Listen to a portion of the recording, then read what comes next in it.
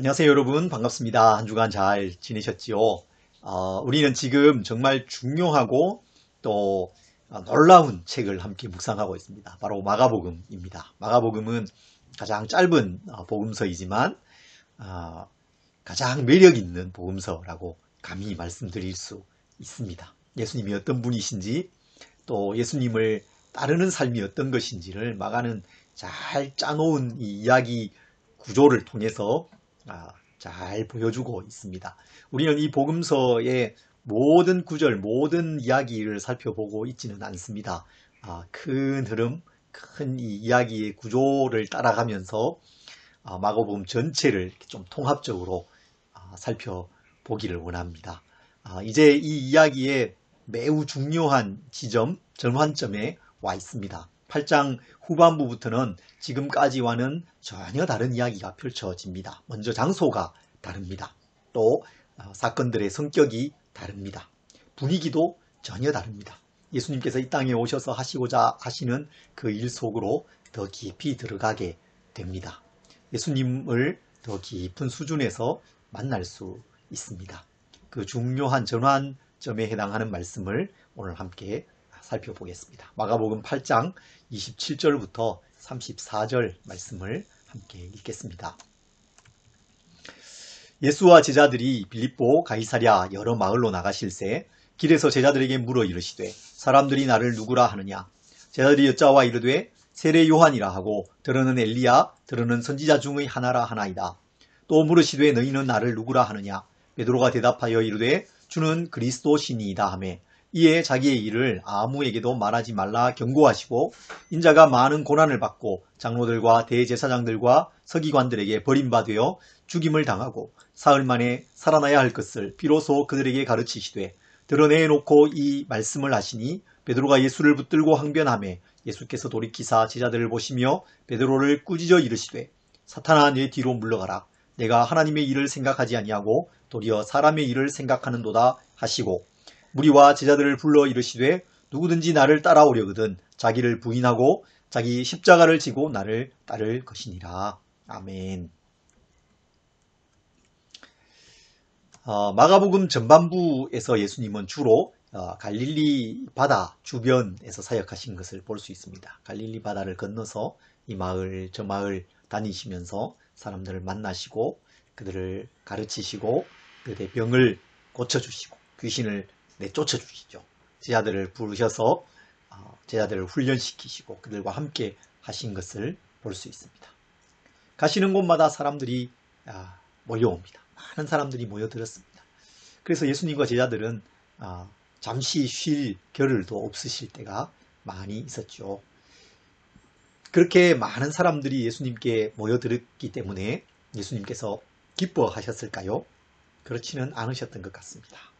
많은 사람들이 기적을 보아서 예수님께 모여들었고 병고침을 받아서 모여들었고 또 때로 떡을 먹기도 했기 때문에 몰려왔지만 여전히 이들은 예수님이 어떤 분이신가, 예수님이 누구신가에 대해서는 잘 알지 못했기 때문입니다.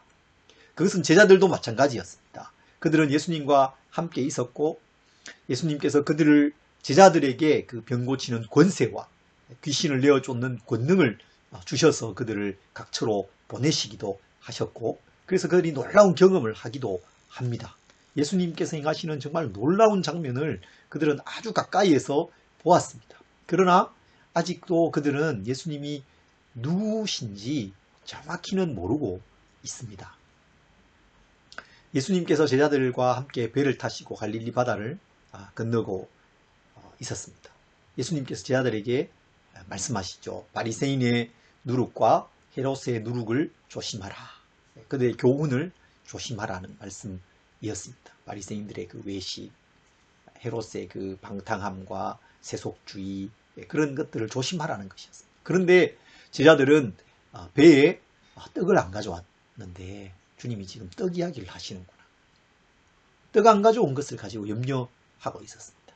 그러자 예수님께서 그들에게 말씀하시죠. 8장 18절에 보면 너희가 눈이 있어도 보지 못하며 귀가 있어도 듣지 못하느냐 또 기억하지 못하느냐. 물으십니다. 떡 5개로 5,000명을 먹이고 몇 바구니가 남았느냐? 12입니다. 떡 7개로 4,000명을 먹이고 몇 광주리가 남았느냐? 7입니다. 제자들이 다 알고 있습니다. 성경 퀴즈는 잘 맞출 수 있습니다. 그러나 여전히 깨닫지는 못하고 있습니다. 그래서 예수님께서 말씀하시죠. 너희가 아직도 깨닫지 못하느냐? 아직도 깨닫지 못하느냐? 이렇게 말씀하십니다. 이렇게 여전히 보지 못하고 듣지 못하고 더디 깨닫는 이 제자들의 모습 앞뒤에 예수님의 2가지 이적 사건이 기록되어 있어요. 이게 아주 인상적인 2 이야기입니다. 먼저는 7장 31절부터 그 후반부에 기록된 이야기입니다. 예수님께서 우리가 지난주에 살펴보았던 수로보니게 여인을 만나신 후에 데가볼리를 지나서 갈릴리 호수에 이르십니다. 그러자 사람들이 한 사람을 데리고 오는데 이 사람은 귀먹고 말 더듬는 사람이었습니다. 잘 듣지 못하고 잘 말할 수 없는 사람이었죠. 예수님께 안수해 주시기를 구합니다. 예수님은 무리를 피해서 이 사람을 조용한 곳으로 데리고 가십니다. 그리고는 손가락을 양 귀에 넣고 혀에 침 뱉은 손을 대시면서 하늘을 우러러 탄식하십니다. 에바다 라고 말씀하시죠. 열려라 라는 뜻입니다. 그러자 이 사람의 귀가 열리고 혀가 풀려서 듣고 말할 수 있게 되었습니다. 또 다른 한 이야기는 예수님과 이 제자들의 배에서의 대화, 아직도 깨닫지 못하느냐 하신 그 말씀 바로 뒤에 나옵니다. 8장 22절부터 기록된 이야기입니다. 벳세다에서 일어난 사건이죠. 이번에는 사람들이 한 사람을 데려왔는데 이 사람은 앞을 보지 못하는 사람이었습니다. 이 사람을 데려와서 예수님께 손대어 주시기를 간구합니다. 고쳐주시기를 구한 것이죠. 예수님은 이번에도 이 사람을 데리고 마을 밖으로 조용히 데리고 가셨습니다. 그리고 눈에 침을 바르시고 안수해 주셨습니다. 무엇이 보이느냐 물으시죠. 이 사람이 사람들이 보입니다. 나무 같은 것이 걸어가는 것이 보입니다. 예수님께서 다시 안수해 주십니다. 그러자 이 사람이 밝히 보게 되었습니다. 이 2 이야기 속에서 저는 예수님의 그 마음이 느껴집니다. 듣지 못하고 말 못하는 사람, 앞을 보지 못하는 사람, 그들을 향한 주님의 깊은 사랑의 마음이죠. 주님은 사실 말씀만으로도 이들을 고쳐주실 수 있으십니다. 그런 능력이 주님께 있으시죠. 때로 예수님은 멀리 있는 사람, 얼굴도 보지 못한 사람의 병을 고쳐주기도 하셨잖아요. 이방인 백부장이 자신의 그 부하를 고쳐주시기를 구하면서 주님께 나와왔을 때 뭐라고 말합니까? 감히 내 집에 들어오시는 것을 내가 감당하지 못하겠습니다. 멀리서도 고쳐주실 수 있는 것을 제가 압니다. 말씀만 하사 고쳐주십시오. 그렇게 말하잖아요. 예수님께서 그것을 놀랍게 여기시고 그의 믿음을 칭찬해 주신 것을 볼 수 있습니다. 그런데 오늘 이 이야기 속에서 예수님은 듣지 못하는 사람의 그 손에 그 귀에 손가락을 넣으시죠. 손에 침을 묻혀서 그 사람의 혀에 대십니다. 눈 먼 사람, 보지 못하는 사람의 눈에도 침을 바르십니다. 이런 예수님의 이 행동에는 깊은 이 터치가 있는 거죠. 그 속엔 예수님의 마음이 담겨 있는 것입니다. 제가 환자 신방을 하게 될 때가 있잖아요. 가서 이렇게 안부를 묻고 어디가 불편하신지를 묻고 잠시 이렇게 대화를 나눕니다. 그리고는 예배를 드리죠. 찬송하고 또 말씀으로 권면하고 위로하고 그리고 기도하잖아요. 기도할 때 그냥 기도해도 됩니다. 그렇지만 많은 경우에 손을 잡거나 또 때로 어깨에 이렇게 손을 얹거나 또 때로는 머리에 손을 얹거나 그렇게 해서 기도를 합니다. 그렇게 한다고 해서 기도가 더 효력 있어지거나 응답이 더 있거나 그렇지 않습니다. 그러나 그것은 그분을 향한 마음의 표현인 거죠. 깊은 사랑과 간절함의 표현으로 자연스럽게 이렇게 손을 대게 되는 거죠. 그래서 저는 이 이야기들 속에 예수님의 그 마음이 느껴집니다. 이 사람들이 듣기를 원하시는 마음이죠. 자유롭게 말하게 되기를 바라시는 마음입니다. 보지 못하는 사람이 밝히 보게 되기를 바라시는 그 예수님의 마음과 사랑입니다. 이것은 제자들을 향한 예수님의 마음이기도 합니다. 지금 이 이야기는 단지 벳세다의 소경 또 갈릴리 호수가의 듣지 못하는 사람의 이야기만이 아닙니다. 지금 이 이야기의 구조들 속에 들어있는 것은 여전히 듣지 못하고 보지 못하고 깨닫지 못하는 이 제자의 이야기를 하는 거거든요. 우리의 이야기를 하는 거거든요.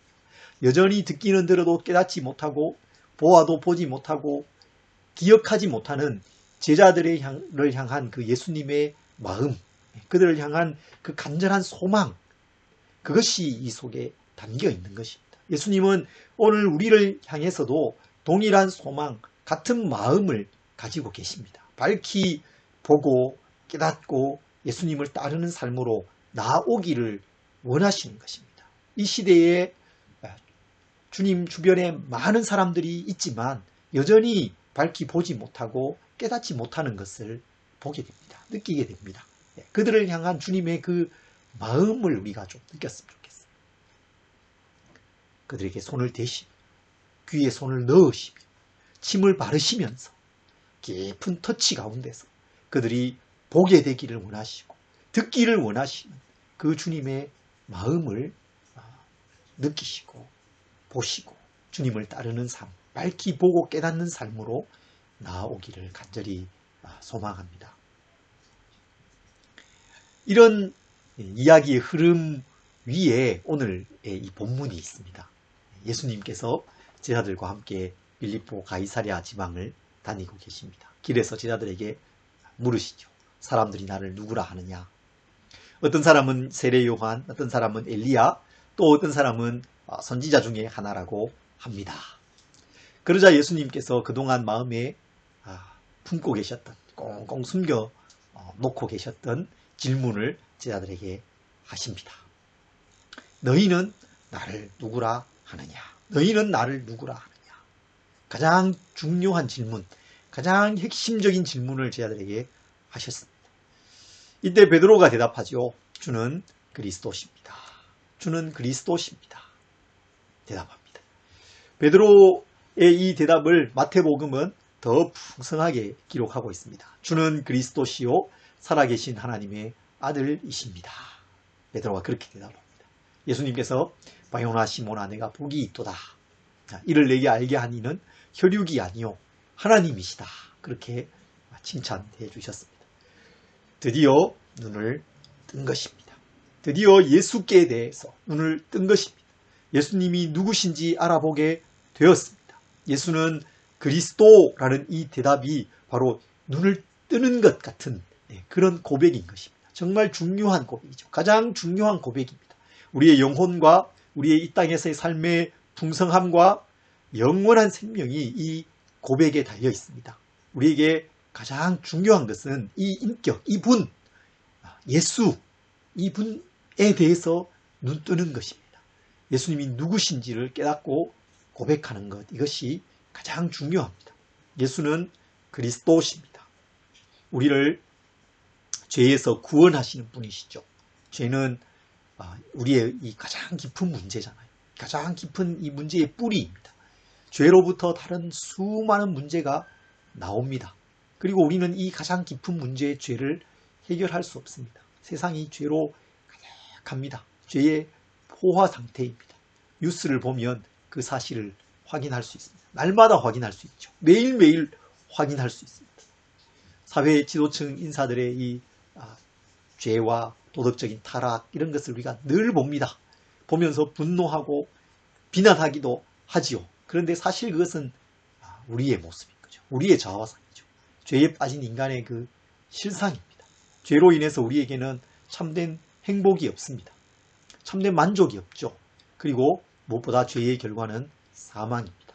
이 엄중한 결과를 피할 사람이 아무도 없습니다. 이 깊은 죄의 문제, 우리가 해결할 수 없는 이 문제를 해결하기 위해서 이 땅에 오신 하나님의 아들, 우리의 구원자가 바로 예수님이십니다.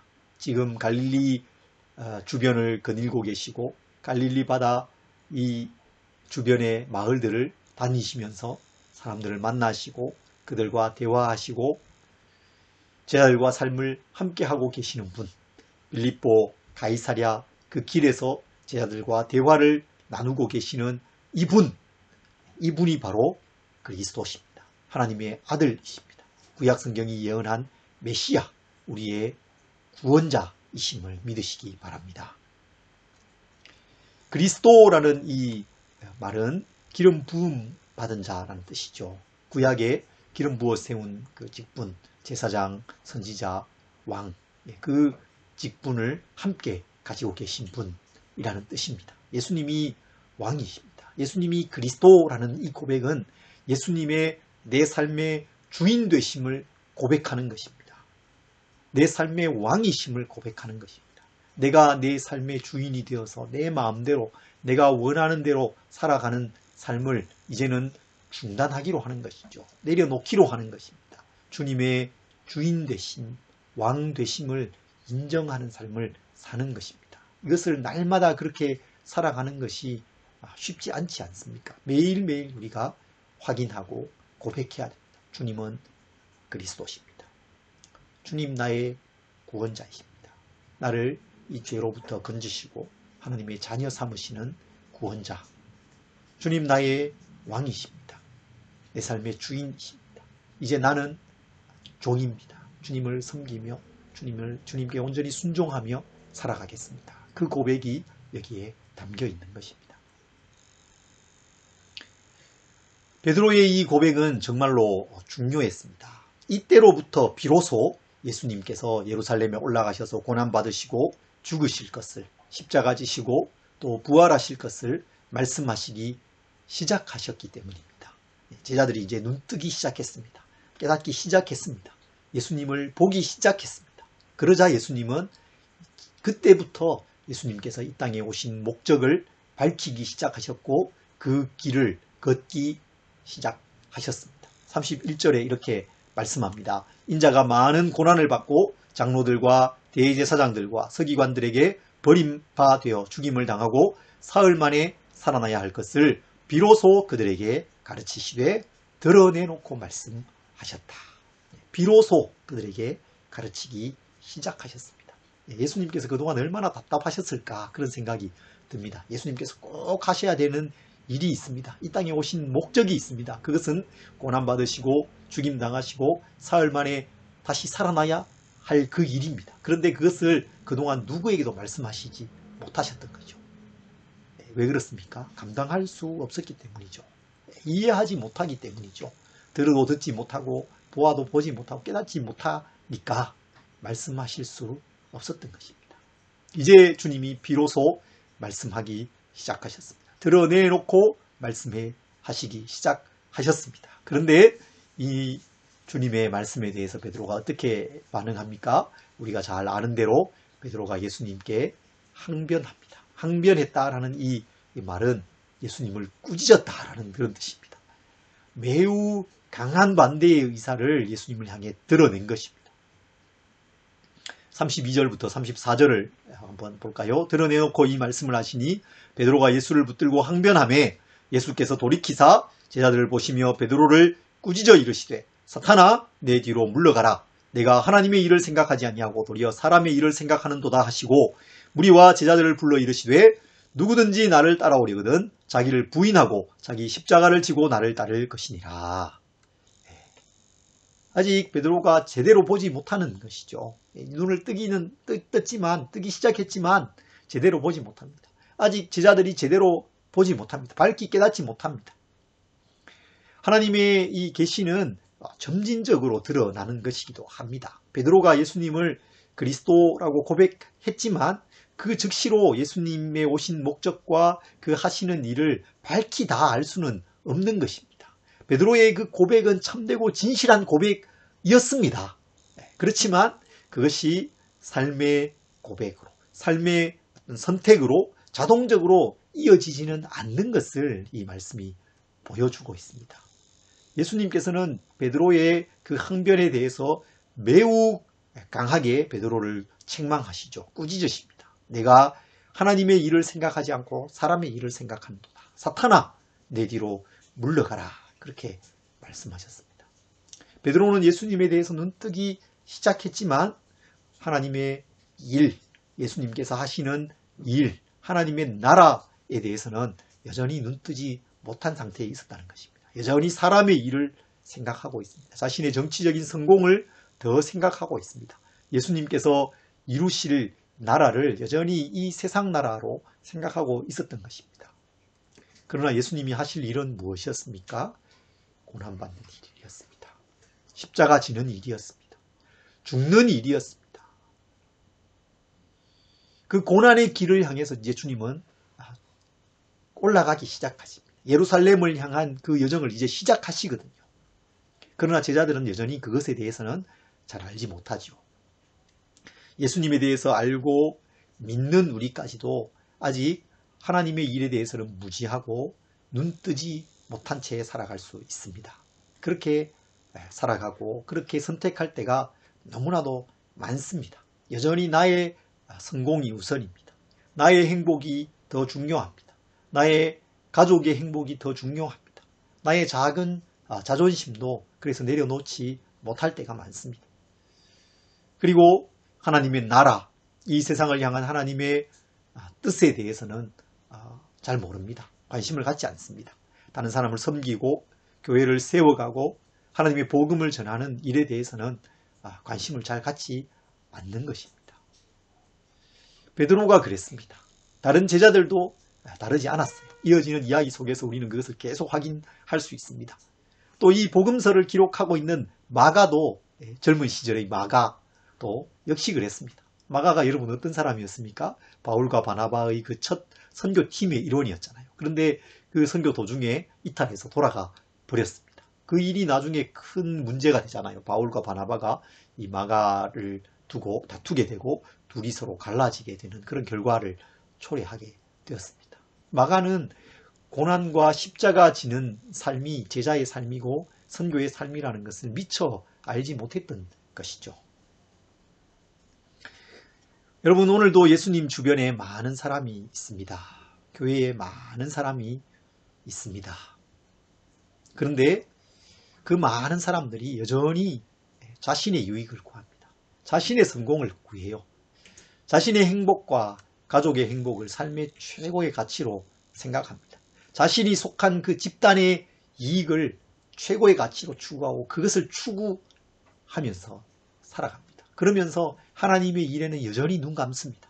고난과 십자가의 그 삶, 제자의 삶을 회피합니다. 그러다가 고통이 찾아오거나 고난이 찾아오고 십자가를 져야 되고 이럴 때가 있으면 깜짝 놀라죠. 비명을 지릅니다. 회피합니다. 여러분, 이 시대의 이 교회가 참 이렇게 힘을 잃고 세상에 빛된 모습을 잘 드러내지 못하고 오히려 세상의 책망을 받고 있는 이 현실을 우리가 그리스도인으로서 보면서 참 안타깝게 생각하고 답답함을 느끼지 않습니까? 그런데 그 이유가, 그 원인이 어디에 있겠습니까? 저는 그것이 여전히 우리가 예수님을 안다고 하면서도 이 하나님의 일에 대해서는 눈 감고 살고 있기 때문이라고 생각합니다. 거기에 원인이 있습니다. 고난과 십자가와 내가 죽는 그 삶, 내가 죽고 예수께서 내 안에 사시는, 믿음 안에 사시는 그 삶, 그 삶을 우리가 살아가지 못하고 그 삶에 우리의 삶을 기꺼이 내어놓지 못하기 때문이라고 저는 생각합니다. 이제 우리는 하나님 나라에 눈 떠야 합니다. 하나님의 일에 눈 떠야 합니다. 거기에는 고난이 있습니다. 십자가를 향한 길입니다. 내가 죽는 길입니다. 그러나 그 후에 부활이 있고 그 후에 영광이 있습니다. 하나님의 그 크고 놀라운 일에 내가 포함되는 그 엄청난 영광을 그 가운데서 누리고 경험할 수 있는 것입니다. 벳세다의 그 소경이 눈을 뜬 그 이야기를 다시 한번 생각해 보십시오. 처음에는 그 소경이 희미하게 보았습니다. 사람이 보이는데 나무 같은 것이 걸어갑니다. 그렇게 말합니다. 다시 예수님께서 안수하셨을 때에 그가 밝히 보게 되었죠. 점진적으로 보게 되었습니다. 지금 여러분 무엇을 보고 계십니까? 무엇이 보이십니까? 예수님이 보이십니까?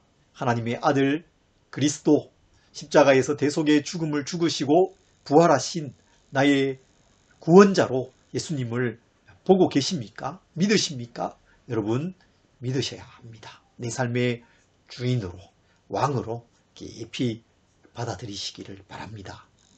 또 거기에서 이제 더 나아가셔야 됩니다. 눈을 더 크게 뜨십시오. 더 밝히 보시기 바랍니다. 하나님 나라를 보시기 바랍니다. 하나님의 일을 보시기 바랍니다. 고난과 십자가 지는 삶이 그것임을 알아야 됩니다. 가정에서, 일터에서, 우리 사회 속에서 이 일을 우리가 감당해 가야 되겠습니다. 고난과 십자가의 삶, 그 삶이 우리에게 주어진 삶이라는 것입니다. 예수님께 눈뜨고 하나님 나라에 눈뜨고 그래서 예수님을 따라가는 삶, 제자의 그 삶을 살아가는 우리 지체들이 되시기를 간절히 소망합니다.